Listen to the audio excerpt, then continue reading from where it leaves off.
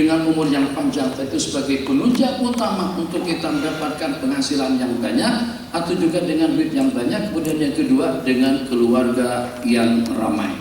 Nih kalau seumpama kita sekarang ini, kalau seandainya sampai ketinggalan salat berjamaah, itu dengan Sayyidina Anas tidak terlalu risau. Kenapa? Karena masih ada pasukan di belakang. Jadi bukan setakat 2, 3, 4 orang, sampai 2, 3, 400-an untuk jamaah yang kedua bersama beliau. Jadi Masya Allah, tabarakallah. Permintaan yang keempat, dan masukkanlah dia ke dalam surga. Coba tengok, ini analisa. Kalau seandainya Ummu Sulaim, tidak menghibahkan Sayyidina Anas bin Malik kepada baginda Nabi, beliau cuma hanya mendapatkan layanan daripada Sayyidina Anas macam-macam. Kira-kira kuat mana tenaga, kemampuan, khidmah, dan juga dengan layanan daripada Sayyidina Anas? Tidak lebih daripada sebatang kara saja. Berkat menghibahkan, berkat menghidmahkan baginda kepada baginda Nabi, mendapatkan doa daripada baginda yang satu persatu memang betul-betul menguntungkan Ummu Salamah, Ummu Sulaim sendiri. Panjangkan umurnya. Nabi kita hanya mendapatkan layanan daripada Sayyidina Anas setakat 10 tahun saja. Mak beliau kalau usia 10 tahun khidmah kepada baginda, masih ada 80 tahun beliau khidmah kepada emak kandung beliau sendiri. Seakan-akan daripada Allah Jalla wa'ala ingin memperkatakan kepada Ummu Sulaim, ini atas jasa baikmu, ini atas pengorbananmu, ini atas kebaikan Anda, ini atas ketulusanmu. Bukan lagi kamu mendapatkan khidmat daripada anak tercinta dalam beberapa waktu, tapi justru berkat doa daripada baginda Sayyidina Anas jadi panjang umur. Maka dengan beliau berpeluang untuk berkhidmat, bakti, dan setia. Bukan setakat bakti saja, ini didikan daripada manusia yang paling mulia, yang tidak ada tandingannya di dunia. Adabani Rabbi fa ahsana ta'dibi, aku telah dididik oleh Allah Jalla wa'ala dengan pendidikan yang sempurna. Maka dengan Ummu Sulaim, untungnya daripada sudut mana mendapatkan layanan daripada anak yang bakti, anak yang setia, anak yang dididik, anak yang mendapatkan pencerahan, nasihat, panduan, bimbingan daripada Sayyiduna Rasulullah SAW. Kemudian yang kedua, kalau seandainya tidak mendapatkan doa semacam itu, Ummu Sulaim setakat mendapatkan layanan daripada satu orang saja. Sekarang kalau seandainya Ummu Sulaim, nah akan apa kira-kira? Putra putri Sayyidina Anas yang tidak terhitung di ratusan ramai.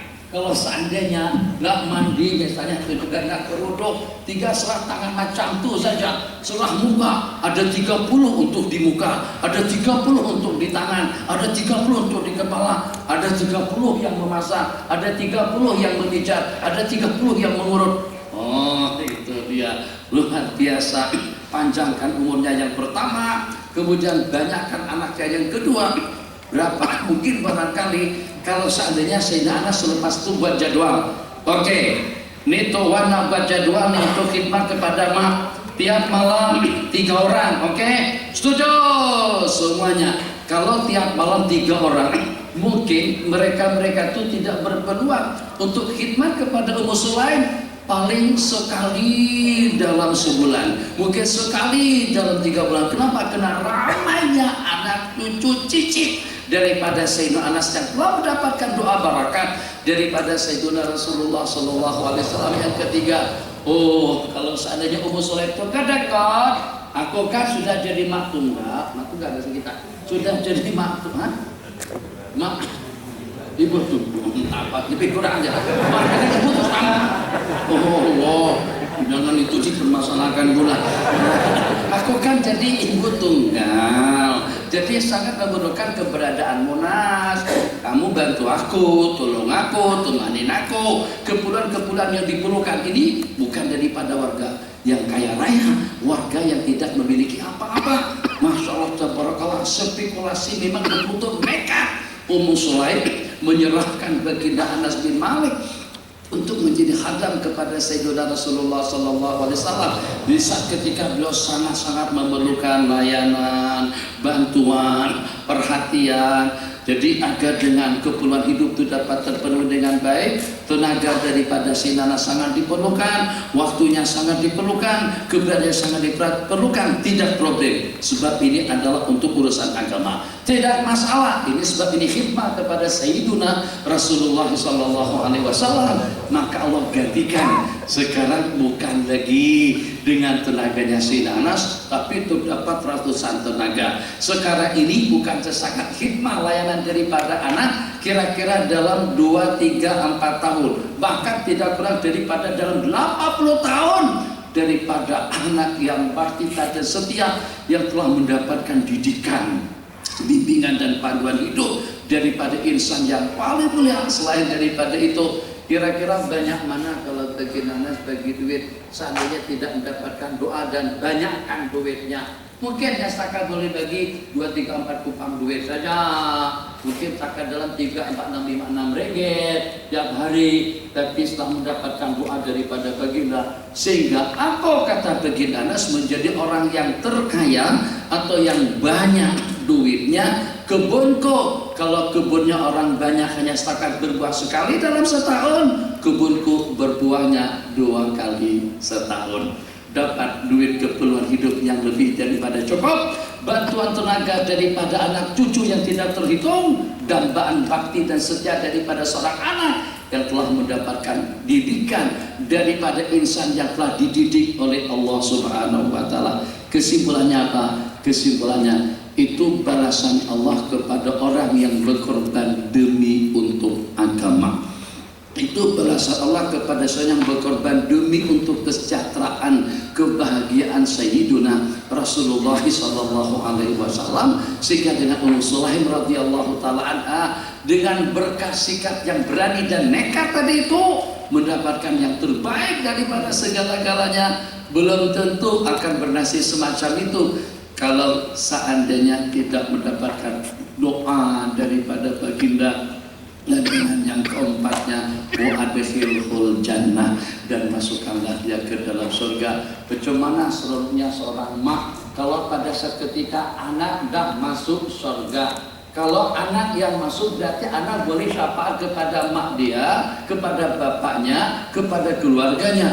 Apalagi dengan seseorang yang seumpama Sayyidina Anas bin Malik, lekat di mana baginda layanan, bimbingan, nasihat, panduan di waktu Nabi kita makan, di waktu Nabi kita duduk, di waktu Nabi kita minum, di waktu Nabi kita berperang, dalam segala kegiatan aktivitas, dalam segala perilaku dan juga dengan gerak baginda Rasulullah SAW. Itu si Anas ikut serta menyaksikan, memperhatikan, dan juga ikut ke sana dan kemari dengan Sayyidina Rasulullah. Maka dengan tatapan pandangan yang mulia daripada baginda Nabi, senantiasa Nabi kita tengok, senantiasa Nabi kita nasihati, senantiasa Nabi kita bimbing. Itu diantara daripada imbasan nur nubuwah, atau diantara daripada kemuliaan yang didapatkan oleh baginda Anas dari sejumlah sekian ratus atau ribu para sahabat Nabi. Hanya dinukilkan dengan Sayyidina Anas bin Malik saja yang bermimpi bertemu Rasulullah tiap malam melihat baginda Nabi, itu adalah Sayyidina Anas bin Malik radhiyallahu ta'ala. Kenapa? Jelmaan mahabbah, dan itu senantiasa tengok orang. Jikalau pada terus senantiasa tengok, itu nanti dia termimpi-mimpi. Kalau tuh kita ada subati dengan sesuatu, mesti terbawa-bawa dalam mimpi. Kadang-kadang kalau pada waktu kita memadu, terus kita tidur tengah jalan. Bukan tidur tengah jalan, tidur pinggir jalan. Tengah jalan bahaya. Jadi kadang-kadang kita masa kita berada tengah jalan tuh pelanjat kita. Rasa-rasa seperti kita nak tabrak apa? La ilaha illallah. Tuh pelanjat. Alhamdulillah, kita sedang parking, kita sedang berhenti di stasiun minyak. Jadi mimpi kita tadi itu mimpi ketabrak, juga mimpi bahaya. Rupa-rupanya tidak lebih daripada setakat mimpi saja. Tengok, sebagaimana yang saya katakan tadi, Masya Allah, tabarakallah. Kalau setakat sekali dilihat oleh baginda sudah menjadi sahabat. Cumana kalau senantiasa Nabi kita tengok, Nabi kita perhatikan, kadang-kadang Nabi kita panggil, ya bunaya, wahai anakku. Kepada siapa? Tidak ada hubungan keluarga. keluarga dengan Sayyidina Rasulullah, hanya khidmat untuk agama semata-mata, ternyata mendapatkan karunia dan kemuliaan yang seperti itu. Ini sekedar acuan dan juga sekedar panduan, dan insya Allah sedikit sebanyak kalau pada itu dengan waktu kita untuk agama dan juga untuk kebaikan, sedikit sebanyak akan terimbas kita dengan kebaikan-kebaikan yang seperti itu. Kembali tuh untuk Sayyidina Anas bin Malik radhiyallahu taala anhu, hadis yang kita riwayatkan luar biasa. Allah berfirman, keluarkan daripada api neraka seseorang yang pernah menyebut nama Allah, yang pernah mengingatku, ataupun juga yang pernah menakuti aku, bimakam dalam satu keadaan. Ikut kehendak hati aku tampak, sebab awak ini keterlaluan betul. Apa sih masalahnya? Aku coba kesenanganku saja pakai songko yang ada selipat capal bagi Nabi di sini. Dikatakan bid'ah pula, mana dalilnya daripada Al-Quran dan hadis. Inilah sampai mana dalilnya daripada Al-Quran dan hadis. Begitu juga dengan biji songko hitam, mana juga dalilnya. Innalillahi wa inna ilaihi raji'un. Tuh dengan proton tuh, proton tuh ada lugu harimau di situ tuh. Sebelumnya bulan dan bintang, mana juga dalilnya daripada Al-Quran dan hadis. Takkan dengan kita memperhujatkan masalah semacam itu. Dikenakan hati, kita tombol. Kita tahan emosi kita. Itu berarti kita wanahan nafsa anil hawa. Berarti kita menahan diri kita daripada nafsu. Itu maknanya khafani bi maqam. Seumur hidup orang tadi itu pernah menahan marah karena Allah. Muhammad, tolak, balik. La ilaha illallah, jam-jam begini lagi bawa kereta tanpa izin. Astagfirullahaladzim, dihubungi di telepon tak menyahut-nyahut, tahu-tahunya eksiden. Allahu Akbar. Tapi dengan kita tahan amarah kita nanti. Kalau ikut kehendak hati kita cari. Innalillahi wa inna ilaihi raji'un, geram songkok kepada siapa kita juga sebenarnya. Tapi kita tak turunkan kehendak nafsu kita tadi itu. Kita dapat kontrol, kita dapat mengawal kemarahan kita tahan. Allahu Akbar. Bukan nak pukul terus ditahan sama dia, tidak, itu cerita lain. Dia pandai main kreatif, kita pukul, ya apa sih? Nah, bukan yang macam tuh. Kita tak turunkan kehendak nafsu. Kita tidak turunkan kehendak amarah kita. Itu maknanya khafani bi maqam. Orang yang pernah seumur hidup seperti itu, di antara daripada yang akan terselamat juga daripada api neraka. Nah, kalau macam itu kita tak boleh sembarangan tuduh orang masuk neraka, tuduh orang akan kekal abadi di dalam jahanam. Waliyatubillah. Satu, khafani bi maqam, pernah takut kepadaku dalam satu keadaan. Yang kedua, pernah mengingatku. Alhamdulillah. Yang walaupun ingat Allah sambil mengantuk.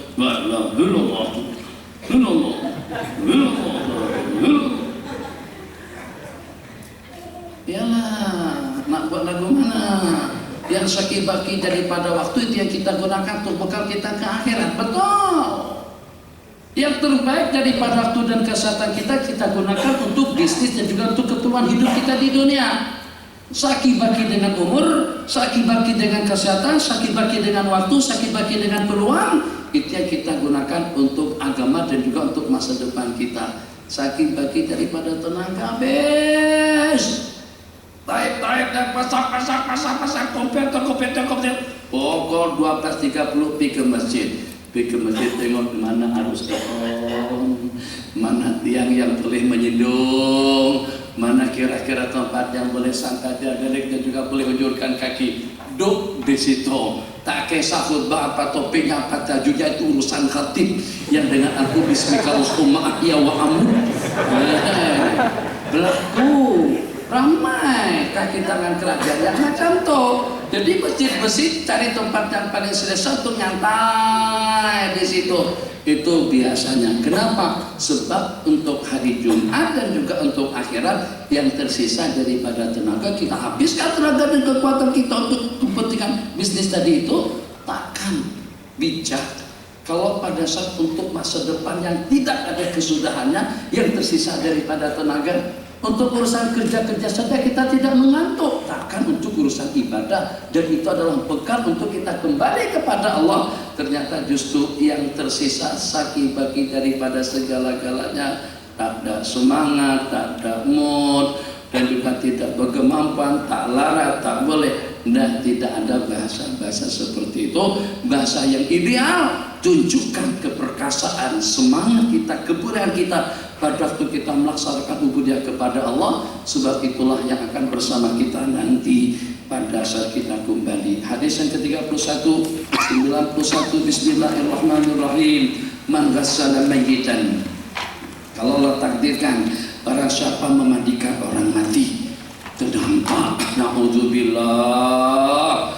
Ini yang paling ditakuti oleh salafun salih kita sekarang ini, karena banyak dosa. Jadi kita tidak ada rasa risau dan takut. Orang-orang dahulu tidak habis sedikit pun melakukan kesalahan sudah bimbang dan risau. Bahkan ada di antara mereka yang senantiasa selalu bercermin.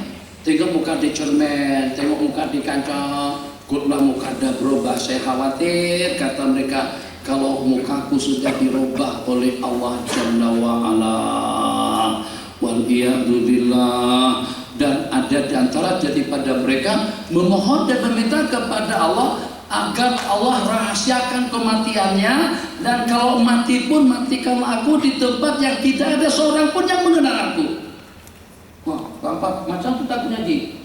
Aku tak nak kalau sampai meninggal dunia di lokasi di satu tempat yang orang ramai mengenal aku. Aku nak meninggal dunia di tempat yang orang tidak pernah tahu dengan aku.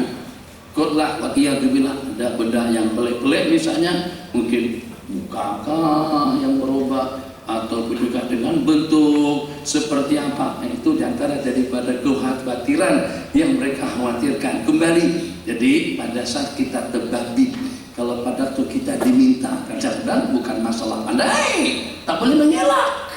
Yang meninggal pas saudara, dan kita satu-satunya yang akan menangani pemandiannya. Mau tidak mau terpaksa juga harus memandikan. Mungkin ternampak daripada si mati tadi itu, mungkin muka agak menjadi hitam, atau kepala agak berubah menjadi keledai, ataupun juga mulut seperti monyet, atau juga seperti keras. Sebut monyet, sebut keras, bermana satu? Monyet, kerak, dua-dua. Warik bahasa Banjar. Bahasa Banjar sebut warik. Allahu Akbar, Bismillahirrahmanirrahim.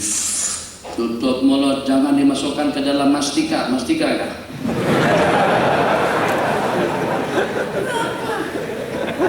Itu aib orang tuh semuanya. Kecuali kalau kita buat bahasa samaran untuk jadi ibrat dan patukan orang-orang lain, untuk membuat orang insya itu tak masalah. Tapi menceritakan aib-aib yang ternampak pada waktu kita memandikannya, pada waktu kita menampak atau pada waktu mengusung-usung berat-berat, oh ya Allah, tidak memadai dengan orangnya kecil saja, berat. Baru selepas sakit-sakit selama 3 bulan berturut-turut, selama 3 bulan tidak pernah sembuh-sembuh, berat badan itu tidak lebih daripada dalam 40 kiloan saja lagi. Tuh Arul Sarir yang Perdana Menteri saya itu pada waktu meninggal badannya tinggal 15 kilo saja lagi, tersisa belopak seperti kena peluru badannya. Memang kurang ajar dan juga kurang asam. Perdana Menteri Israel Arul Syarul Ali, apalah. Jadi jangan terlalu dipermasalahkan. Wah, saya salah sebut itu. Nanti kita dicabut tauliyahnya. Alhamdulillah, masya Allah, tabarakallah. Katanya pada waktu meninggal dunia itu dengan penyakit yang menimpa badannya jadi bolong, belopak sampai susut berat timbangannya. Tersisa pada waktu meninggal itu tidak lebih daripada dalam 15 kilo saja. Mungkin terlihat benda-benda pelik seperti itu. Maka dengan kewajiban kita sebagai seorang muslim, apa yang ternampak, kalau misalnya bau harum, senyum bukan ketawa. Kalau ketawa memang menakutkan. Jelas dah kompom mati dah, terus ketawa. Itu kita tak kecukupan tanah, kita melompat, tidak perlu pakai kuda-kuda, pasang kuda-kuda kita atur, tak payah pakai kuda-kuda lagi, kita melompat jauh. Kalau seandainya orang nak dimandikan, Pada waktu kita tua untuk melawan, menangkis. Nah tua, mau dia pegang gitu. Gimana kira-kira? Karena seorang yang kuat hatinya pun tengok mati, orang mati menolak macam itu. Begitu nak ditanggalkan baju, ternyata melawan, senang.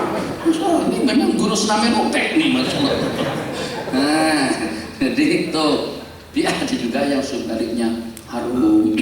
Sayyiduna Ibn bin Hirash itu pada waktu dimandikan sepanjang dimandikan ceria, putih, bening, senyum seperti orang yang sehat, segar, bugar. Beliau yang bersumpah, aku tidak akan ketawa seumur hidupku selama aku belum mengetahui apakah aku daripada ahli syurga atau sebaliknya. Waliyadzubillah. Orang semakin dekat kepada Allah semakin takut, semakin dekat kepada Allah semakin risau, khususnya dengan penghujung. Jadi kalau yang cantik, yang elok, harum, wangi, ringan, ceritakan saja. Tapi kalau yang sebaliknya wajib kita tutup mulut dengan 1000 bahasa. Tidak boleh kita ceritakan dengan sesiapapun. Nabi kita bersabda, barang siapa memandikan orang mati kemudian dia rahasiakannya, kalau kata mak, maksud kata mak dia sembunyikan, dia tidak mengeluarkan benda negatif yang dilihatnya, kecuman bau busuk, muka berubah menjadi keledai,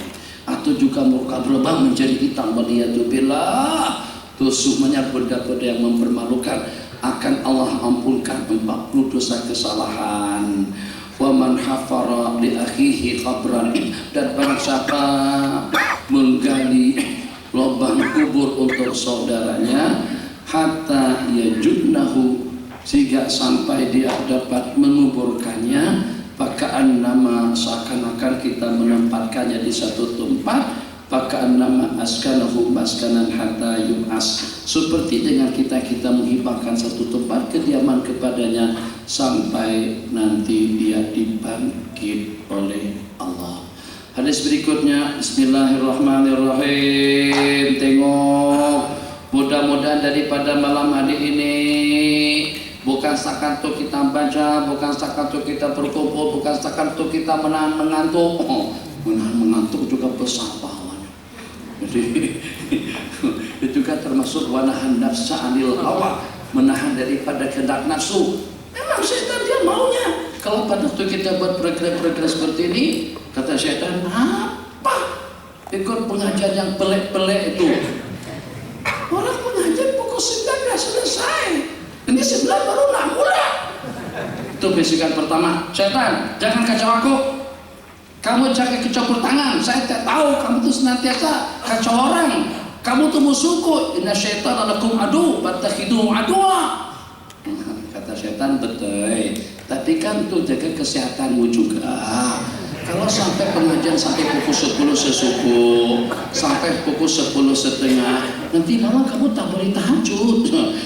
Setan, kamu tak payah cerita tentang bab tahajud, aku memang tidak pernah terkejut.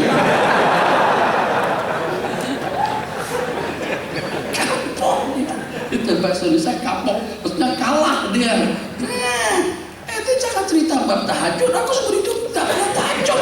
Aku bukan kaki sembahyang. Kalau seandainya salat itu boleh dijamaah semuanya, saya jamaah. Jangan macam-macam dengan aku. Akhirnya melalui jalur itu setan tidak berhasil untuk menggoda dia. Kata setan, oke lah kalau macam itu, tapi kena jaga kesehatan, jangan terlalu tegang, santai-santai saja. Kalau pada tuh mata agak ngantuk-ngantuk lah. Kalau sadar kaki lenguh, munjurkanlah. Kalau sadar jadi saya masuk, jawablah. Itu setan yang bernasihat, bukan saya. Saya cuma mengucapkan ucapan dia. Dia nak kacau kita, betul-betul setan tasawuf. Tengok kita bagi tumpuan, tengok kita khusyuk juga kesembahyang untuk berzikir. Dia memang bersusah hati, stres dia. Kalau tengok ada orang sembahyangnya khusyuk, atau juga seketika berzikir dengan penuh tumpuan, dia maunya seperti dia juga sekejap. Kalau boleh jangan ikut langsung, kalau boleh jangan berzikir langsung. Nah, jadi kita lawan kehendak dia tadi itu termasuk wanahan nafsa, mencegah hawa nafsu daripada keinginannya. Siapa tahu yang sesaat dengan pengajar kita di sini Yang biasanya kita Hindustan, Tsunami Robin, pelet-pelet Indon yang judulnya tajunya cinta Islam, banyak macam-macam jenis pelet. Pokoknya dari Indonesia itu semuanya ada. Untuk bawa orang ke surga ada, untuk bawa orang ke neraka pun juga banyak juga. Jadi hati-hati kena ditapih lah, kena ditapih. Semuanya ada, ilmu hitam ada, ilmu kuning ada, biru ada, semuanya pun juga ada, lengkap, komplit, cukup. Masya Allah, tabarakallah. Dahulu, ini ulama salah macam ni. Nafsu, semalam tuh aku terpaksa turunkan kehendak kamu seketika kau ajak aku menonton. Sampai pukul 12 sampai habis kalian berkenan baru kita tidur atau baru kamu tidur. Nah besok malam ini kamu kena ikut aku, ikut aku. Macam mana? Sama-sama kita bertahajud. Oh, begitu cara mereka mendidik diri. Dia bukan simbang dengan sesiapa, simbang dengan dirinya sendiri. Semalam tuh aku turunkan kehendak kamu sehingga kita sama-sama santai sampai pukul 12.30 kita menonton. Atau juga dengan kita ya bukan dengan perkara haram atau dengan perkara-perkara yang tidak terlalu menguntungkan. Nah malam hari ini aku nak bertahajud. Jangan sampai kamu mengantuk, jangan sampai kau kacau aku. Juga kamu harus ikut patuh, ikut kehendak aku. Ada juga dengan sebagian pada saat ketika dengan jiwanya mengajak dia kepada benda-benda negatif. Awas kamu, kalau sampai nanti besok malam atau pada masa pengajian nanti kamu mengantuk atau kamu kurang semangat atau tidak memberikan tumpuan, bahasa dia kepada jiwa diri dia sendiri, aku hajar kamu nanti malam kamu tidak boleh tidur, akan aku paksakan kamu salat tahajud seperti apapun mengantuknya kamu tetap juga aku paksakan sampai subuh, mau tak? Jadi kata jiwa, oke, aku awak jangan mengantuk ya. Akhirnya nafsu itu bagi kita nasihat untuk kita tidak mengantuk agar kita khusyuk dalam melaksanakan ubudiyah. Itu cara salafun saleh dalam menanggulangi, mengatasi suatu masalah atau suatu problem yang menimpa. Dengan hadis mudah-mudahan seperti yang saya katakan tadi, bukan setakat untuk dibaca, bukan setakat untuk berkumpul, bukan setakat untuk bagi laluan kepada pengajian yang kita adakan di sini, tapi sedikit sebanyak kalau boleh lebih banyak kita ingin merubah perilaku, perangai, kehidupan dan juga dengan aktiviti kita kepada yang lebih baik, kepada yang lebih positif dan juga kepada yang lebih ideal, kepada yang lebih mulia. Liyakul, hendaklah salah seorang kamu makan dengan tangan kanannya, minum dengan tangan kanannya, mengambil dengan tangan kanannya, mengambil dengan tangan kanannya, memberi dengan tangan kanannya. Kadang-kadang dengan seseorang nak minta ambilkan botol, jangan guna tangan kiri, guna tangan kanan. Ambil, kita bagikan botol dengan tangan kanan, memberi dengan tangan kanan, menerima juga dengan tangan kanan. Alhamdulillah, Masya Allah, Tabarakallah. Pada waktu kita memandu, kita akan ambil teket. Syukur sekali istri kita berada di sebelah kanan, dia bagi teket dengan tangan kanan. Coba kalau seperti kita di Arab Saudi itu dengan istrinya sebelah kiri. Tapi untungnya mereka di sana, mereka boleh naik kereta dengan mendahulukan kaki kanan. Mungkin orang Jepang, orang Jepun pernah belajar hadis, mungkin barangkali atas itu. Saya juga tidak tahu. Perasaan yang saya maksud. Nah, ini kan kalau kereta kita, saya sebut seterannya sebelah kanan. Jadi kalau sebelah kanan, maka pada waktu kita buka pintu kereta yang awal masuk kaki kiri. Tapi kalau di Arab secara amnya timur tengah itu seterannya sebelah kiri. Sehingga pada saat buka kereta yang masuk awal kaki kanan, mereka dapat pala pada tuh mengendai kereta mereka.